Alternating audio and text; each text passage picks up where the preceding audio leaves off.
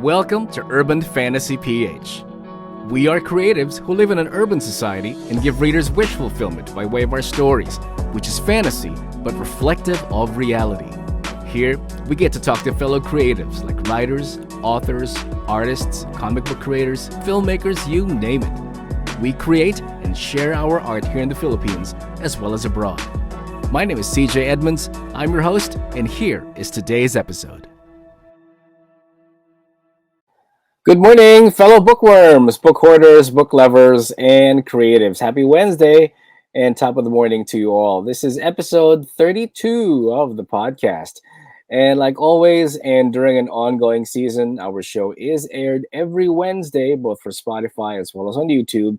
So you have the option, as I always give you that, either to listen to us or to watch us. If you want both, and that's great too, the choice is in your hands. And whether you're listening or watching, please click the subscribe button as well as ding ding, ring the bell so you do not miss a single episode and you will be notified when a new one comes along. Like always, all of our past episodes are all ready for you to return to or listen to chronologically if you are joining us for the first time. Now, speaking of first time, there will always be a first for everybody. First food try, first trip, first car, first pet, or in our case, first read. Now, our meta guest for today, early this year, during Kamikeria, held at the Robinson's Galleria in August of this year. Now, she is a one-man team, illustrator and indie comic creator, based, of course, here in the Philippines. Now, aside from doing illustrations traditionally and digitally, as well as making comics, she also does 2D animations and, if prodded, 3D models. Now, in addition, our guest is also a graduate of AB Multimedia Arts with specialization in game development. And she's also a former lead artist for a startup game development company. Looks like she's got her hands really busy. I won't be surprised in the holiday season how busy she is, but thank you for joining us today. Thank you for being here today. Let's welcome Maou No Sekai to the show today. Hello! Hello. Good morning, Good Maou, and day. Good morning. welcome to Urban Fantasy PH. I hope I'm pronouncing your name right. Yeah, it's right. I am. Okay. Well, nice to have you here today. And since we opened the episode referencing our different firsts, I was wondering, would you remember the first time you joined cons, like, Comiceria, or did you ever join Comiket in the past as well? Yes, actually, Okay, you did. Indicate 2014 is my first like local Comic Con. Okay, Indicate 2014. So how was that feeling like? I mean, displaying, your work for the first time for people to see and I don't know, maybe getting anxious perhaps and wondering how they're going to perceive your work. Yeah, actually, I was nervous. I was also anxious because it's my first time like showing the world like my original works because I Mm-hmm. usually like fan arts, so it's a first to like show to the world my original works, original story, original characters. And Mm-hmm. then there's this I was also overwhelmed with a big local comic community. It was like, wow, wow, Right, we have right. a big local comic community. In short, marami pa da tayo. Yes. And we are, yeah, we are a tight knit community as well. And you know how community is. We support our own, and we love to inspire and defend our own if we need to, right? Yeah. So you know what? I don't think people who come to our tables, let's say whenever we're exhibiting our work, they sometimes forget that although yes, we have productivity to show for by what we create, there's also that underlying fear of of being judged, of Yes. wondering if what we produce or what we put out is ever good enough, or if I can top what I previously released. Buyers, seem to forget that, don't you think? Yes. Yeah. So if you're starting to feel that way, or maybe begin to sense an overwhelming sense of emotion about it, how do you handle that? Sometimes I like put it to a advantage. Like, let's say, um, like for example, I have two works. There's the Historia comics and the Propaganda Mm-hmm. Project Meta. La Historia is more of a bestseller Yes, it than is. the propaganda project meta, which is like my flagship project. So what I do is, of course, it can't be helped that sometimes I feel like a bit disappointed with myself. Like, why can't I do it as good as this one? I can't help but Mm-hmm, mm-hmm. compare both works, even if I'm the creator. Right, Right. right. So what I do is, I use it as an advantage by using it for marketing my other work, like in pitching at events, like, hey, this is our bestseller, you might want to also try this one if you're not into Philippine history. Then Mm-hmm. that's when I pitch my other work. Good, good. That's a good way of looking at it. That you can use that, anxiety for yourself to propel you forward, to maybe gauge what you've created so far. Okay, Yeah. what I can probably make better in the next installment, or Mm-hmm. maybe let's say 1 year after you have an anniversary reprint, and that would be Mm-hmm. also a good time to, let's say, revisit what you've written, what you've drawn, and probably, critique your own self, Yeah. stepping out from Mm-hmm. behind, from behind the lines, and perceiving your own work as a reader, and not Mm-hmm. as a creator. And of course, being a Yes. creative, we can sometimes also be our own worst critic. And sometimes people will True. say, oh, okay naman yun ah. But for us, it's the no, no, no. The stroke is wrong, or the angle of the Yeah. character is looking. It's 45. It's not 90 degrees, or something like that. Yeah. Just Yeah. little minuscule details that for us is never good enough, but Mm. for the ones Or who at read first, it, like, like, it's good. yeah, Or at first yeah, yeah. it's good. Then later on, you realize, like, after looking at your work for several times, you realize, like, hey, this doesn't look good. This looks wrong. And we're like, Diba? hey, there's a typo. How come I didn't see that? Yeah. Oh Yeah. boy, I know the feeling. I know the feeling. But I swear my questions today are starting to sound like therapy. But of course, and you agree that what we create is also therapy. I mean, Yes. therapy for us because we get to channel our energies. Mm-hmm. We get to channel our anxiety, our woes, and our hangups into what we create. And if in turn, when our characters come in and get through the obstacles and the hurdles that we throw at them in our Mm-hmm. storyline, and when they get through that and they equally affect and inspire our readers, then we know that all our anxiety, uh, pre-creative and post-creative, was just worth it all, right? Mm-hmm. Yeah. Yes. Perhaps also the name that we choose for ourselves can also be considered therapy. And creative people would usually create or choose an artist name that best encapsulates or represents who they are, while keeping Mm-hmm. their personal side separate, or if not, just under wraps. So I was wondering, can you share with us how you came up with your name? And because it sounds Japanese, what does it mean in English? Uh, it's my original artist name is actually Mao Mao, but Okay, Mao Mao. All right. Mao, because when in college, there's like a term, like, when you call, I was called Mao, like, all through Mm-hmm. my since high school through college, because my surname is hard to memorize. Okay. It's, so they, like, call me Mao. Then in college, when there's this term we call Mamao. It means Mm-hmm. like someone awesome, someone cool. So in college, when they call you, like, "Uy, Mamao yan si Mao," it means that you're an awesome person. Like, you're good at something, you're good at art, drawing, or something. Mm-hmm. So they call you Mamao. Then then they, like, Mamao Mao. So Mao Mao. that's what that's how I came up with my first, or my original artist name.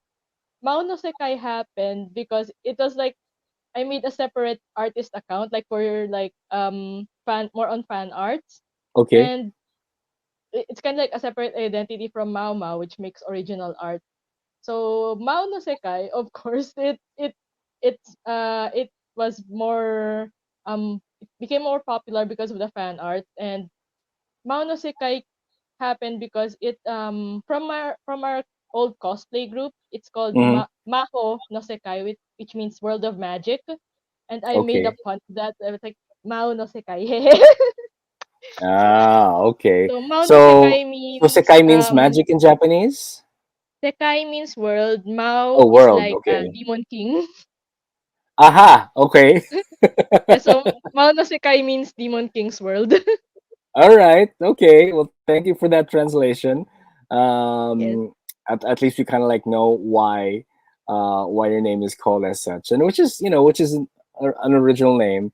And Yeah. Eventually I like shifted to Mao no Sekai because I registered to NBDB and oh most yeah, of my right. works are under Mao no Sekai. So I just okay, let's just go with Mao no Sekai since La Historia Comics, which like won an award in 2020, Mm-hmm. it was under that artist name. So like, okay, let's go with Mao no Sekai.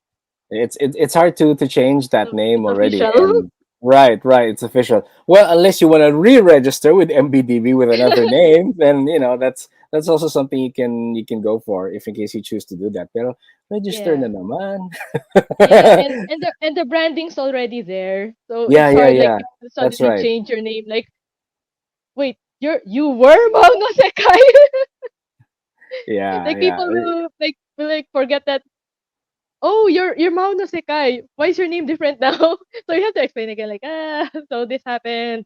Oh, because Yeah. it's a new year, so I just want to change my name in the new year. Who knows? Maybe the year after I'll change it again. New I year, don't know. new me. Yeah, exactly. New year, new you.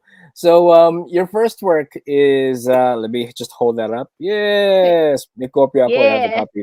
It's called the Propaganda Project Beta. Diba? Yes. So, can you tell our viewers and listeners what the comic is all about? It's Without about spoilers. Yeah, without of spoilers, course, syempre. we're keeping it spoiler free. It's about in a nutshell, it's mecha reimagining of the Aswang lore. So Aswangs are usually like depicted as the bad guys, right?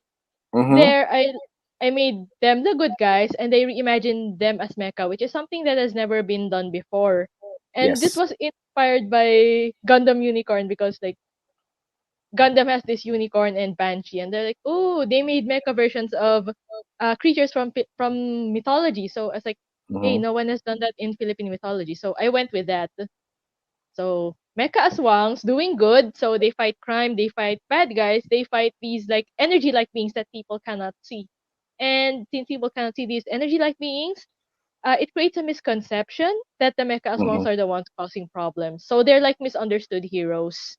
Yeah. And our heroes, they're like it becomes a problem for them because they cannot broadcast to the world that hey, we're the good guys, because the government is also like eyeing on them. Like they could be exploited, they could be like, who knows what the government can do because the government is not that all good. Mm-hmm. Mm-hmm. I get So it. they I get have it. to keep it they have to go low. They're kind of like Yeah. vigilantes. Mm-hmm. Yeah. And it's also hard to explain to the public that hey, there are these monsters that you cannot see and we're fighting them. True, true, true, true. But of course, when you say vigilante, it can easily go, either way. You can either be Yes. a vigilante that deprives people of their basic liberties, or Mm-hmm. or a vigilante that that champions that. And if I guess the public is on your side, then that kind of like justifies your cause, so to speak, Mm-hmm. right? Yes. So yeah. In the last page, you did mention that this is what I have here is a complete volume. Mm-hmm. So does this mean that you began the project itself, let's say maybe in loose single issues or zines, perhaps? Um, no, I started. It was actually like I posted online on Okay. webtoons, and before there was Comic Spot, which is like a webtoons, but for Filipino comics. Mm-hmm. So I posted there online, and then I compile. I sell it at cons by books by volumes. Mm-hmm. Okay. Right now Uh, it currently has 3 volumes. Second volume was released this year, and hmm, the third volume is still ongoing. it's So it still might take ongoing. like probably uh I estimated like 2025 to finish the third volume. All right. So for those who have volume one, you know that you need to get volume two in order to be up to date on what is going on. But since you started this online, and I'm seeing that this first volume, not all of the panels will be colored. The colored panels come later on in the volume. So was this a decision for you to kind of like, should I go black and white and then do the color later? Or was this a conscious decision that you started off with purely just black and white and then you figured out, color looks nice. Sige, bawi na lang in the latter parts. It's actually more of a technical issue because Oh, okay. the first three chapters were made in my old laptop, and Ah, when all my right. laptop broke, I wasn't able to salvage the PSD files. So what Okay. I Oh got no. were only the black and white files. Ouch. So yeah. Okay, so that explains it. But is volume 2 all colored? Yes, volume 2 is fully colored. Fully colored now. Okay, all right. So at least that explains it. So I didn't really notice that up until when I got to the way past the middle, and I figured, wait a minute, why is this colored now? But that's okay. I mean, regardless if it's colored or black and white, the important thing is you get your message across, and because of what you've written, you've provided, you've created a fan base for yourself, right? So that's also important. Your other comic, which we mentioned was a winner for Comic Kid Awards in 2020, is called La Historia Yes. Comics. Yes, this is it. Now, this Yes. is an obvious departure from the mecha world that you created in Propaganda Project, and this comics comes from the premise that what if our historical figures and heroes to people who believed in what they stood for, like Jose Rizal, General Luna, Andres Bonifacio, and so many more, what if they were alive today, and how will they adapt to the life that we have today? Not to mention the technology that we have today. Let me just tell you up front, I love the premise, and I was wondering where. I mean, can you tell us what inspired you to write it, and where did the idea come from? My inspiration came mainly from last 2015 when General Luna came out, the movie. Okay. So there was this issue. I'm not you probably heard of it, but it went viral when there was one moviegoer who asked like, why is Apolinario Mabini always sitting? Because in all scenes he was sitting. He was like, why is he always Yeah, yeah, sitting? yeah. Right, And right, right. some people were like criticizing the person who asked. Some were making fun of him, and I was like, hey, what if he was genuinely asking a genuine question? Like he really Yes. doesn't know, because history is not everyone's cup of tea. Like some Mm-hmm. people find history boring because there are so many people, dates, and places to memorize. Like we have to admit it, history is not everyone's cup of tea, like science and math. So I thought maybe like to help people get interested in history, because General Luna is already like gaining the attention of people to getting interested in history, because media is like it's a big help to piquing the interest of the people. So I thought maybe, hey, I should try this in comic form. Maybe Mm-hmm. not only will it encourage people to read, but also like to get interested in history. So I made it like actually started as a fan art for General Luna. Like the first comic strip I actually did was that traffic scene in Guadalupe when General Ah, Luna gets yeah. shot. Okay. Yes, Yeah, it yes. was the first. Then it got a lot of attention. I was like, hey, I should continue doing this so like people could get interested in history. Then I put trivias there so they can consult books. Because it's still better to read history books than let's say comics that have historical stuff. It's much better to consult to read books that are written by actual historians, kasi yun din po yung sources ko for the comics.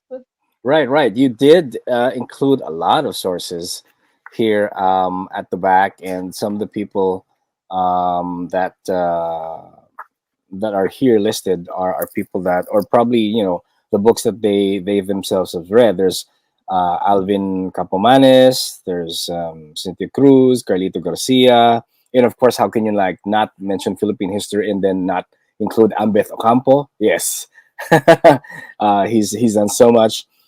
Nick Joaquin and history with Lord. And of course Zaide. Oh my God, the history books, our own history books. Gregorio Zaide, and so many, so many references Mhm. as well.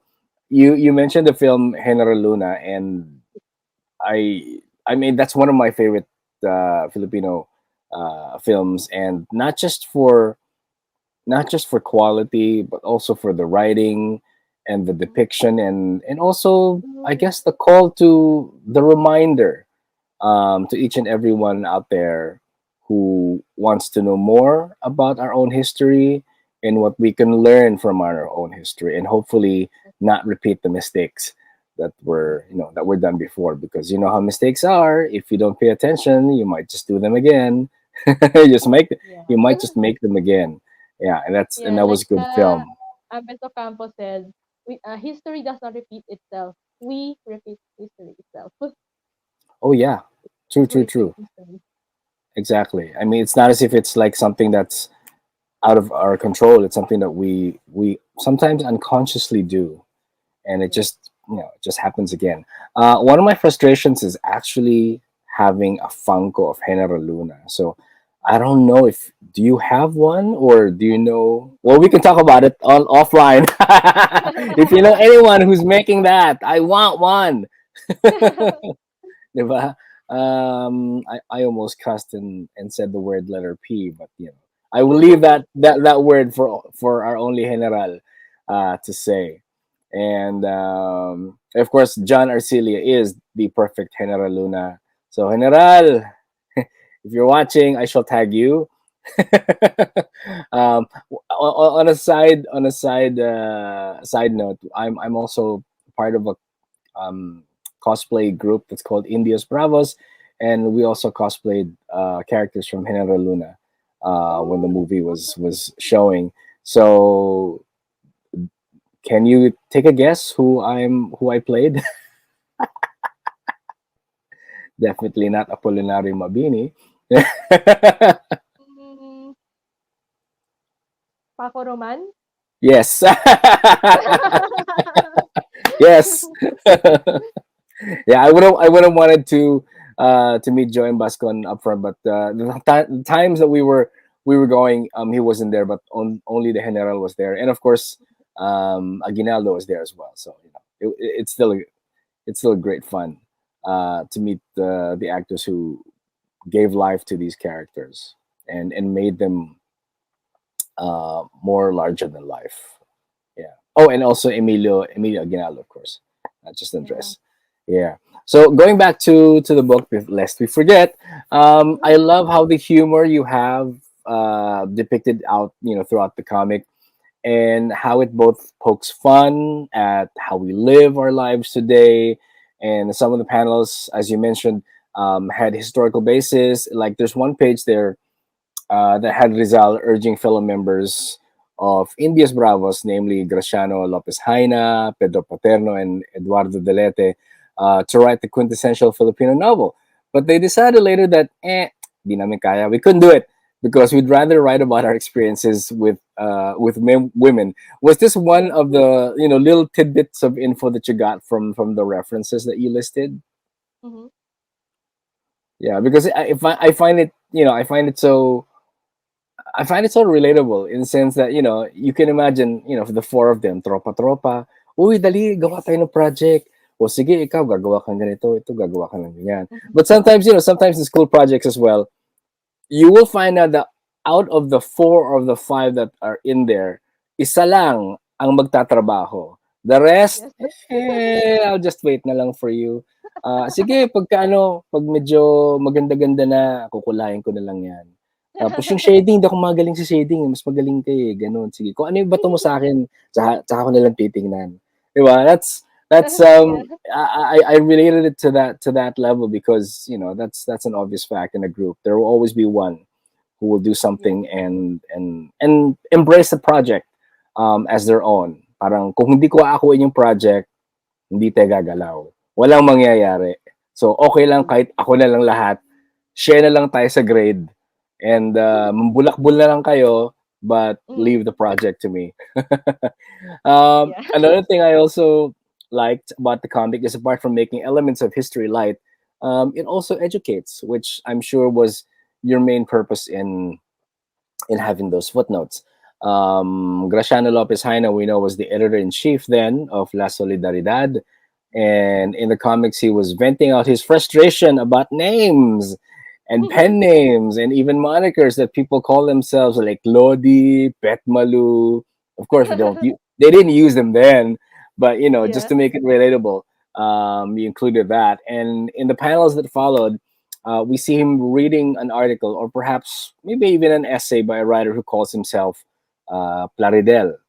And in the final panel, we see that Marcelo H. Del Pilar is sort of anxious in his seat because at the footnote at the bottom, and this eventually informs the reader, if in case you've forgotten about it, that Plaridel is one of Marcelo's pen names or nom de plume, with another one being Dolores Manapat. And I enjoy these footnotes because it does educate readers and it refreshes our memory. So I was wondering, did you intend to include these footnotes when you started the comic, or it later came on as part of your process when you were doing your research? The footnotes actually is already part of the process, like when Okay. I started it. What I included later on are the names of the heroes, their like contributions, because one of my friends who read the comic, she suggested like, hey, maybe you should like put names on these characters because not all people can identify immediately. Like, oh, this this is Marcelo del Pilar. This is Juan Mm-hmm. Luna. Like you can mix up like Juan Luna and Antonio Luna because of the mustache. Yes, exactly. Ah. Yeah.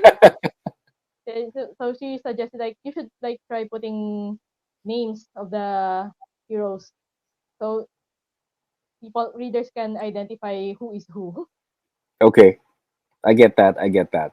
And apart from refreshing our memory as well, there are also panels that reflect some of the basic truth for Mm, us Filipino. The panel I'm referring to is the one entitled Biyahe ni Jose. So this is the one right mm, there. Yeah.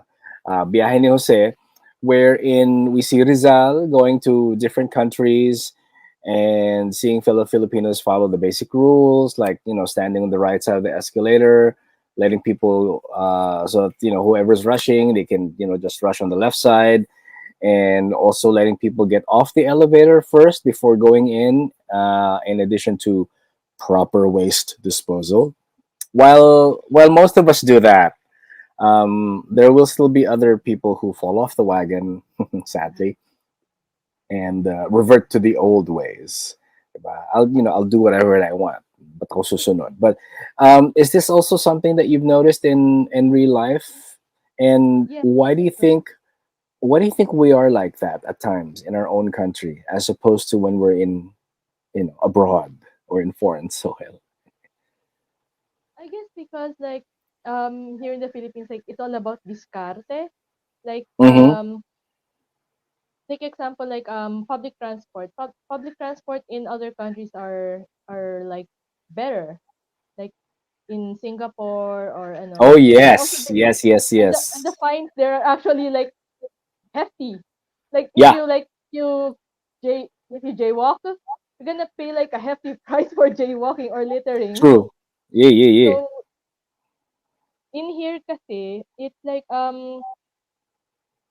it's easy to get away with it because like you can talk like to the security or let's say you throw trash somewhere and then you just say that, oh, it's just my it's I'm just new here, so I don't know how stuff here goes, and you know Or more they like like deny it people, flat out. Say, "Oh, that's not mine. I just saw it there." yeah, and they make excuse and people make excuses, and also like yeah, in public transport the discarte, like people want to get to their destination as soon as they can, so it doesn't matter if like they cause problems to others or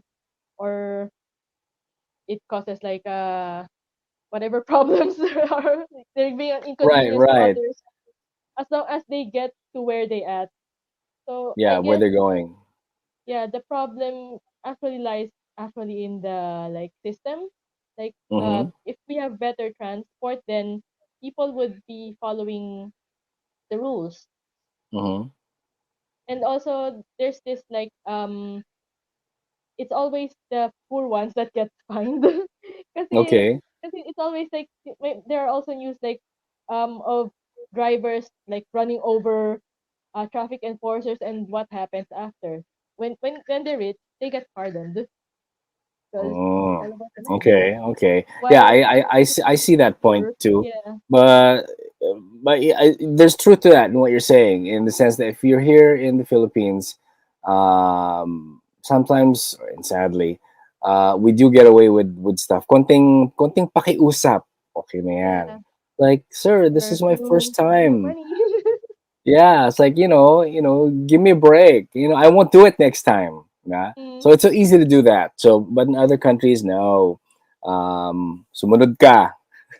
yeah. You're not from there, diba?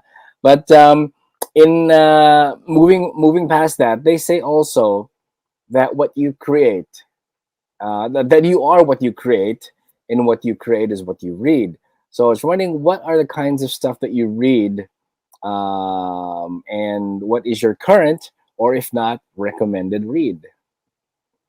um I usually like read history books, right? I'm currently reading history books right now, but Oh, in before, Question of Heroes. I highly recommend that book if you're into history. Question of Heroes by Nick Joaquin. It's okay. it's a reference. It's one of the references they use for General Luna and Goyo. It's also like Question of Heroes is like it humanizes our national heroes. Like it points out their flaws. But some may question Nick Joaquin's credibility as a historian. But if you read the book, you like see a different side of our national heroes. Like General Luna is I Jose Rizal is not that perfect. General Mm-hmm. Luna is not that perfect. Andres Bonifacio is not that perfect. Something like that. And also I also consume like manga. Okay, that's not obvious from what you created. Yes. Um Manga Bleach actually is my favorite manga. Bleach. Okay. And yeah. And what else? Would you do Mostly you do you history books prefer, and or more books like the kind of about manga that, mythology. I was wondering, you mentioned manga, but um would the manga that you usually go for are the ones that have a lot of action in it, or are the ones that have a lot of romance in it? I don't know which way. Actually, for action for like references. But what Hmm. caught my attention to Bleach is more on the characters. I like Okay. how it's character centric. So that's why I picked it up, and I would like to emulate that kind of writing to my own comic. It's not perfect because Bleach has flaws, but yeah, its strongest point is actually the characters. So Hmm. I'm more on the characters. Okay. Also, So from a creative yeah, standpoint, you'd rather, what appeals to you, let's say maybe regardless of manga or whatever source material that you have, you go more for characters than for story, correct? Okay. And let's say maybe in, picking out a movie, you have more empathy for the characters rather than for the plot. yeah, All right. yeah, almost the same. Yeah, Almost the same, yeah. yeah. Any members of your family, who, are they, any of them voracious readers, or encourage you to read? Uh, I think my aunt because You're right. when Okay.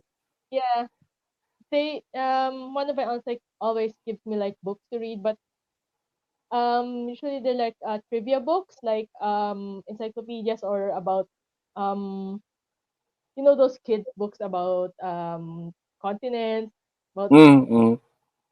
yeah encyclopedia stuff like that. Okay. So you have I your used to be aunt given those to. kinds of books. As a kid, did you ever, go like, Ito, pabili naman? No, actually no. I was more on I wasn't that huge reader before. Mm-hmm. But So it's only now. I eventually developed it later on. Okay. In the intro, we also mentioned that you are a graduate of AB Multimedia Arts with a specialization in game development. So, how do you think your course has helped you in writing your comic? Um, it's game development and comic writing has like you come up with a game, you need to come up with a Mm, story, which is actually pretty the same with writing a comic or a story. Like you need to come mm-hmm, up with a world, with a lore, then come up with the characters and eventually like it's actually almost the same. Like mm-hmm. whether you're making a game for like fighting game or an RPG Okay. or survival horror game, it all boils down that the starting point is a lore or a story, then characters and yes. Also, it's like pretty much the same, much like how comic writing is also almost the same to like script making and video production. Mm-hmm. Because I know some people who started off like making what is storyboards. Storyboards. Yeah, Yeah. storyboards. Then eventually like shifted to comics. Yeah. Yeah. So, Some in a some are way both. that exactly, and in a way that is like comics because it's a storyboard. It's like panel Mm-hmm. per panel, right? Mm-hmm. So, and then I guess you find how you want to lay out things, which one goes first, which one goes second, and all that to to build up and create the whole arc of a story. And I was wondering, would you happen to have, let's say, maybe a time of day where you feel that you're most creative? Some people prefer to create during the day because I'm up and about during the day, but or if you're a night owl, people would prefer to do that because less distraction, everyone is asleep, no one bugging you. So, Yeah. which time of the day do you feel most creative? Afternoon until night, Afternoon till because that's night. when I Okay. already have my coffee. Okay. Yes. Always, coffee will always be the beverage or the nectar of most creatives. So, any number of how many cups of coffee can you consume in a day? Have you counted? um, Normally two. When I need to Normally pull up an two, all-nighter, I go for 3 to 4. 3 to 4. Yes, coffee drinkers unite. Yes. Do you prefer it black, or you're okay with a little sugar and cream? Um, I'm okay with cream but no sugar. Oh, okay. Ako naman sugar, hindi pa pwedeng wala. So, sugar is Mhm. my Achilles heel. Or any sweetener or artificial sweetener. I know Mhm. it's bad for you, but I have not acclimated to drinking black coffee. Who knows? Maybe in 2024, I might just warm up to that. Do you also happen to have, I don't know, some rituals before you write? Like some people would, light a candle, or since you write, mecha, I don't know, play some loud heavy metal music or something just to get yourself in the mood to write. Do you do that? Yes, actually, like I cannot work without music. Oh, okay. Yeah. Before I start, I make like as a warm up, I draw um some fan art or anything that comes to mind. Just something I can draw quickly, Mm-hmm. Mm-hmm. which serves as my warm up. Then after that, after I finish that, I can get started on working. Okay, I'm working. Some people would, let's say, I don't know how you base this visually, but for people who write novels, there is such a thing as, let's say, word count. Let's say, Mhm. like, oh, I get to write 500 words a day. Okay na ako. I feel I'm productive. Or if not, 1,000 or 1,500 or 2,000. So, how do you measure your output in a day? It's like, 1.5 panels, okay na ako. Or a page with 4 to 5 panels, I'm good. How do you measure that? Um, Usually by page, but sometimes I exceed depending on my mood. Like if I'm really in the zone, I go Mm-hmm. beyond I go like up to 3 pages per day. Okay. That's good. So, That's good. but that just like that's for like not yet final render because it takes a lot of time like to color and render the per page. So Yeah, yeah. usually I start like with the draft. I need to like let out whatever ideas I have. So I need to let it out Mm-hmm. first. Then after that it's line art. Then line art actually takes a lot of time. So my quota for line art is at least one page a day. At least one page a day. Okay. Uh, If you're not able to meet that quota, do you feel guilty? yeah. Or Actually, you try not to feel guilty? yeah. Actually, when I like don't get to work, when I like let's say I go out, hang out with friends, or I go out and I'm just playing games. I feel Right, guilty because you like gotta have a life. yeah, but I can't help feeling guilty like I should be working. Why am I hanging out? Why am I having fun? Why am I playing games? I should be working. Yes, It and you can't and you kind of like slap yourself. I'm a bad creative, bad, bad, yeah bad. yeah I'm not productive. Yeah, but that's okay. I mean, we have to strike a balance, um, in our creative lives. So we can't always just create, and not live a life. So if you are a creative and you kind of like give yourself such a hard time of not creating enough, just know that whatever you put out, that should be enough to account for your productivity for the day. And not everyone creates every day, right? I mean, you can always take a break, yeah create every other day because I guess obligations and for your sanity and for your peace of mind. Every other day is would be good for you. So I was going to ask what is next on the horizon for you. You did mention that book three is hopefully upcoming. And is book two of Propaganda Project done, or it's only book two of Historia that's finished?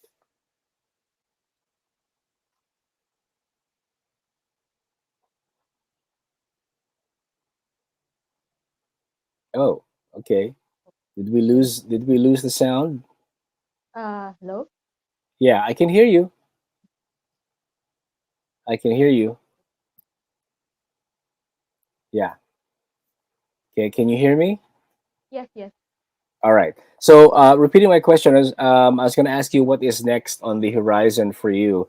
You did mention that La Historia book two is already out, and you're working for the third one. And I don't No, remember if book actually no like story book two is in the work still. oh, in the works. Okay, Yes, my bad. All right. So it's book two of Propaganda that's out. yes, Okay, and is three also being done yes.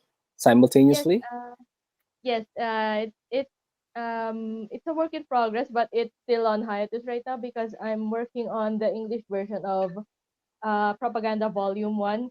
Because I've been getting like requests like, "Hey, can you make an English version? I cannot understand Tagalog." Well, that would be an interesting alternative. Yeah, I would like to see that too. That would be great. I mean, not that I Mm-hmm. didn't enjoy reading it in Tagalog, but you know how some people are with their reading. They prefer it in English, and that's okay too. Yeah. At least you give them, again, as a creative, you're being your generous self, or to think of it as a challenge that Yes. you challenge to give people options. So in English Mhm. version and a Tagalog version, right? Yes. For those who are not able to go to cons, or it just so happens that their schedule does not meet up with the con, where can they get these two? Right now it's not available online, but I have yet to consign with Liberi Angelo for Mm-hmm. online, so I can sell it online in their Shopee store. So Okay, all right, by all right. next year, By next it year, all will be right. available online. So the best way to grab hold of these and the succeeding volumes is to go to the cons to go see you. Is that right? Yes. Okay. So for those who want to know more about your work, your process, and just really get to know you as an artist and creative, where can they follow you on social media? You can follow me on my social media at Facebook, Instagram, and X. It's at Maou No Sekai. All right. I will type that in the show notes so people can just go, click at it and be automatically directed to your socials. I still call Twitter Twitter. I still can't call it. I cannot bring myself to call it X. So I still prefer it, as Twitter. So sue me It's for those good. who've moved on and stayed on the format and calling it X. I still call it Twitter. I can't help it. But thank you, Mao. That is a wrap for today. I'm glad that you're able to join us today on this episode. We wish you the best in all your future creative endeavors. Thank you to Spine Books for your support since day one, and to our new friends over at Nerd Nibblers, of which you can follow them on Instagram. So if you are creative and you're looking for something to pair up with your coffee, go visit Nerd Nibblers on Instagram. All right. And if you also are creative and you would like to be featured on the podcast, simply email us at urbanfantasyph@gmail.com. And go visit the cons this 2024. And I'm sure you'll not only be looking for other works, but specifically put this in your top of the list, Maou No Sekai, when you go to different cons in 2024. And follow the show on Facebook, Instagram, and now Threads, as well as me personally over at cjedmunds.com. Till the next episode, Indie Creatives Unite. Keep creating, and we will keep reading. Stay safe, stay creative. Get these two, get a copy. Namaste, and blessed be, and happy creating. And Merry Christmas. Bye, Mao. Bye bye. Thank you. That was another episode of Urban Fantasy PH. Join us next time as we feature another creative soul who wants their art to be seen, heard, and shared. If you have your own work to share, just email us at urbanfantasyph@gmail.com. Till the next episode, this is independent author, singer-songwriter, radio personality, voice actor, and fellow creative, CJ Edmunds, reminding you to always listen to your heart, create with your mind, and share with your soul. Goodbye, everybody. Namaste. Blessed be.